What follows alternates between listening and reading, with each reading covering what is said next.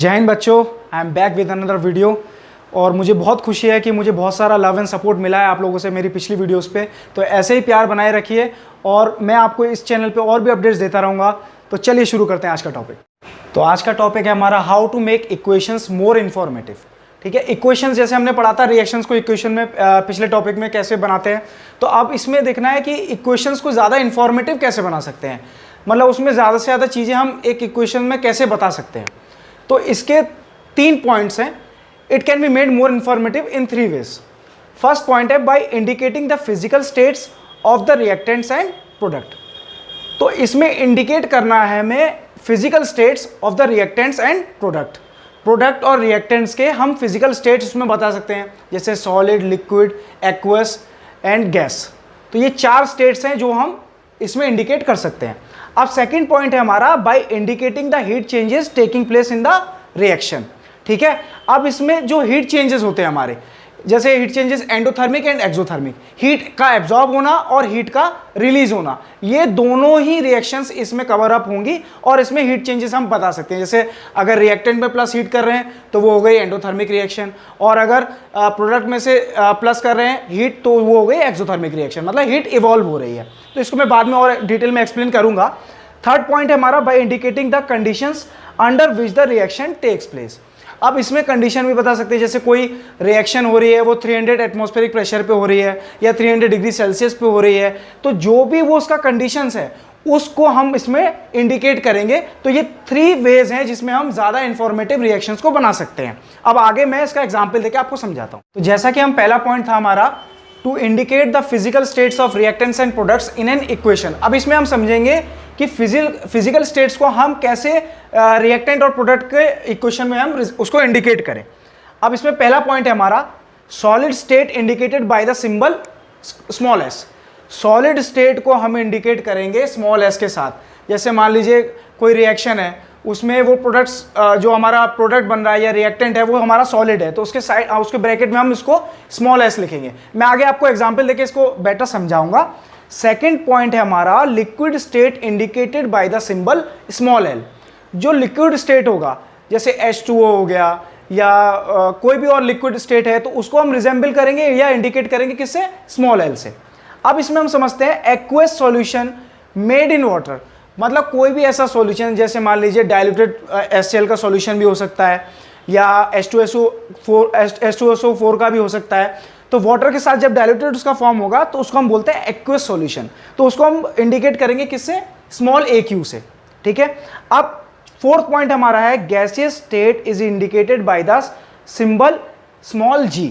जो भी gaseous state है, जैसे कि H2 हो गया हमारा, N2 हो गया, ये सारी गैसेस हैं, तो गैस को हम किससे रिजेंबल करेंगे, स्मॉल g से।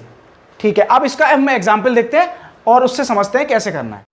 तो इसमें हम एग्जाम्पल लेते हैं और समझते हैं एग्जाम्पल के थ्रू हम समझेंगे कि इंडिकेट कैसे करेंगे हम फिजिकल स्टेट्स को। ठीक है, अब इसमें एग्जाम्पल हम लेते हैं Zn zinc reacting with H2SO4 sulphuric acid, product बन रहा है हमारा ZnSO4 और हाइड्रोजन गैस जो हमारी इवॉल्व हो रही है। ठीक है, अब इसमें कैसे करें इंडिकेट, जिंक हमारा क्या है, सॉलिड फॉर्म, तो इसमें हमने S से इंडिकेट किया। H2SO4 ये हमारा एक्वस सॉल्यूशन में हम रिएक्शन में यूज कर रहे हैं, तो ये इंडिकेट किया हमने AQ से। सेम ZnSO4 जो प्रोडक्ट बन रहा है हमारा वो भी एक्वस सॉल्यूशन है, तो AQ से इसको इंडिकेट करेंगे। अब हाइड्रोजन गैस है तो ये गैसेस फॉर्म में है, तो इसको इंडिकेट करेंगे स्मॉल g से। तो इस तरह से हम हर रिएक्शन में इंडिकेट कर सकते हैं फिजिकल स्टेट्स को। जैसे कि यहाँ पर Zn को हमने S से रिजेंबल किया है, मतलब कि यहाँ पर ये सॉलिड है, H2SO4 हमारा एक्वस सॉल्यूशन है, इसको वाटर के साथ इसको डाइल्यूटेड फॉर्म में यूज किया गया है। ZnSO4 भी क्या है, एक्वस सॉल्यूशन है, तो इसका डाइल्यूटेड फॉर्म है वाटर के साथ। H2 जो हमारा गैस है तो उसको हमने G से इंडिकेट किया है। अब इसमें हम L से भी, जैसे H2 है तो उसको हम L से इंडिकेट कर सकते हैं। सेकेंड पॉइंट है हमारा to indicate the heat changes in an equation. Heat changes को कैसे इंडिकेट करें इन एन इक्वेशन। अब इसमें जो हीट चेंजेस के थ्रू जो 2 रिएक्शंस होती हैं वो होती हैं हमारी एक्सोथर्मिक रिएक्शन और एंडोथर्मिक रिएक्शन। अब ये दो ही रिएक्शंस होती हैं। अब एक्सोथर्मिक रिएक्शन क्या होती है? एक्सोथर्मिक रिएक्शन वो रिएक्शन होती है जिसमें हीट जो होती है हमारी वो इवॉल्व होती है, निकलती है हीट, प्रोडक्ट में हीट हम ऐड करेंगे। और एंडोथर्मिक रिएक्शन क्या होती है? जिसमें हमारी हीट कंज्यूम होती है, मतलब रिएक्टेंट में हम हीट को ऐड करेंगे। तो इसको हम एग्जाम्पल से और आगे समझते हैं। तो इसमें अब एक्सोथर्मिक रिएक्शंस का हम एग्जाम्पल देखते हैं। एक्सोथर्मिक रिएक्शन का मैंने पहला एग्जाम्पल लिया है, कार्बन प्लस ऑक्सीजन बन रहा है हमारा CO2 और हीट इवॉल्व हो रही है। तो ये रिएक्शन भी क्या है? ये एक्सोथर्मिक रिएक्शन का एक एग्जाम्पल है। इसमें मैंने देखिए फिजिकल स्टेट्स भी इंडिकेट किए हुए हैं। कार्बन का सॉलिड है, ऑक्सीजन का गैस है, CO2 भी गैस है, तो G से इसको इंडिकेट किया हुआ है। तो जैसा कि हमने पहला टॉपिक भी इसमें यहाँ पर यूज हुआ है। अब इसमें देखिए हीट प्रोडक्ट में ऐड हो रही है, प्रोडक्ट में ऐड हो रही है। जहां पर भी हीट आप देख रहे हो प्रोडक्ट में ऐड हो रही है, तो वो रिएक्शन जो होगी वो एक्सोथर्मिक रिएक्शन होगी, ये याद रखिएगा। अब इसमें बहुत ही इंपॉर्टेंट जो हमारी रिएक्शन है वो रेस्पिरेशन रिएक्शन, मतलब हमारी बॉडी में ग्लूकोज का जो पचना होता है उससे जो एनर्जी निकलती है और CO2 हम निकालते हैं, तो वो रिएक्शन है। अब इसमें ग्लूकोज C6H12O6, ये ग्लूकोज है, ये एक्वस फॉर्म में रहेगा, ठीक है। अब ये किसकी प्रेजेंस में बर्न होगा? ऑक्सीजन की प्रेजेंस में बर्न होगा। 6O2 ये गैस है तो उसको G से इंडिकेट किया हुआ है। फिर यहाँ पर हम कार्बन डाइऑक्साइड छोड़ते हैं तो 6CO2 ये भी गैसेस फॉर्म है तो G से इंडिकेट किया हुआ है। इसमें और क्या बनता है? 6H2O वाटर बनेगा जो कि लिक्विड है, तो ये L से इंडिकेट करेंगे। प्लस एनर्जी, जो हमें एनर्जी मिलती है ग्लूकोज से, तो ये इसको हम एनर्जी भी लिख सकते हैं या फिर इसको हम हीट एनर्जी भी लिख सकते हैं। तो ये हमारा मतलब एनर्जी या हीट दोनों ही लिख सकते हैं। इससे हम इंडिकेट कर सकते हैं कि हमारा ये एक्सोथर्मिक रिएक्शन है।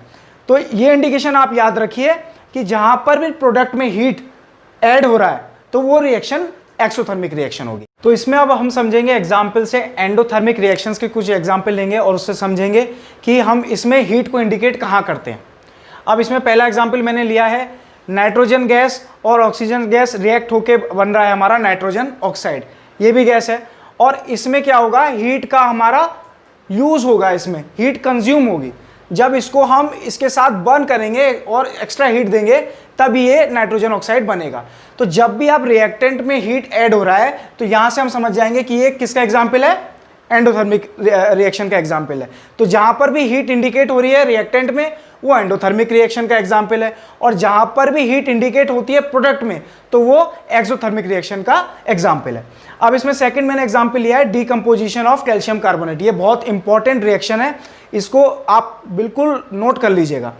अब इसमें कैल्शियम कार्बोनेट को जब हीट किया जाता है, कैल्शियम कार्बोनेट एक सॉलिड प्रोडक्ट रहता है, सॉरी प्रोडक्ट नहीं, रिएक्टेंट है, यहाँ पर इसको हीट दिया जाता है तो इसमें बनेगा हमारा प्रोडक्ट कैल्शियम ऑक्साइड जो सॉलिड है और CO2 गैस।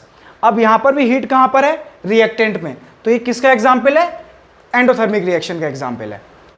तो इसमें थर्ड पॉइंट अब हम समझेंगे, to indicate the conditions under which the reactions takes place. तो इसमें कंडीशन हमें समझनी है कि किस कंडीशन में रिएक्शन हमारी प्लेस हो रही है या हो रही है। तो इसमें पहला एग्जांपल मैंने लिया है रिएक्शन ऑफ फोटोसिंथेसिस, बहुत इंपॉर्टेंट रिएक्शन है फोटोसिंथेसिस रिएक्शन। अब इसमें कार्बन डाइऑक्साइड रिएक्ट कर रहा है H2O के साथ, वाटर के साथ, और क्या बना रहा है? ग्लूकोज बना रहा है, ठीक है। और ऑक्सीजन हमारा रिलीज हो रहा है जो कि हम इनहेल करते हैं। तो प्लांट्स में क्या होता है? वो कार्बन डाइऑक्साइड लेते हैं और वाटर के साथ रिएक्ट करा के अपना ग्लूकोज बनाते हैं और हमको ऑक्सीजन देते हैं। अब ये किसकी प्रेजेंस में हो रही है रिएक्शन? सनलाइट और क्लोरोफिल की रिएक्शन में, प्रेजेंस में, ठीक है। तो सनलाइट और क्लोरोफिल की प्रेजेंस में ये रिएक्शन हो रही है। और इसको हम कहाँ इंडिकेट करेंगे? याद रखिए, जब भी कोई ऐसी कंडीशन होती है उसको हम इंडिकेट करते हैं ठीक एरो के ऊपर या नीचे। तो इसमें दो चीजें थी, तो इसमें सनलाइट हमने ऊपर लिख दिया और क्लोरोफिल हमने नीचे लिख दिया। क्लोरोफिल क्या होता है? क्लोरोफिल होता है ग्रीन पिगमेंट जो कि प्लांट में प्रेजेंस होता है।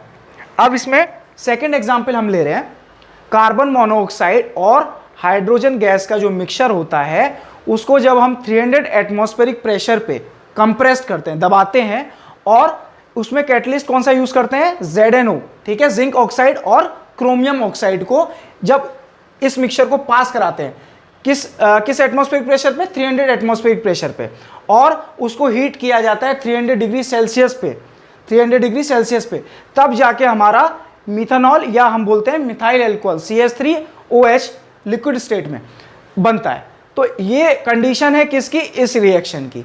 अगर ये कंडीशन इस रिएक्शन में नहीं रहेगी तो ये रिएक्शन कभी नहीं होगी। तो 300 एटमॉस्फेरिक प्रेशर लग रहा है, यहाँ पर टेम्परेचर 300 डिग्री सेल्सियस हीट किया गया है, और इसमें कैटलिस्ट कौन सा यूज किया है, जिंक ऑक्साइड और क्रोमियम ऑक्साइड का मिक्सचर। ठीक है, अब कैटलिस्ट क्या होता है, कैटलिस्ट एक ऐसा एजेंट होता है जो रिएक्शन को या तो फास्ट कर देता है या रिएक्शन को काफी स्लो कर देता है। तो कैटलिस्ट की भी आपको मैं बाद में डिटेल और बताऊंगा। तो उम्मीद करता हूँ आज का वीडियो आपको अच्छा लगा होगा। तो please like, subscribe and share, ज़्यादा से ज़्यादा शेयर करिए, जिससे मैं और भी अच्छे अपडेट्स आपको देता रहूँ। Thank you.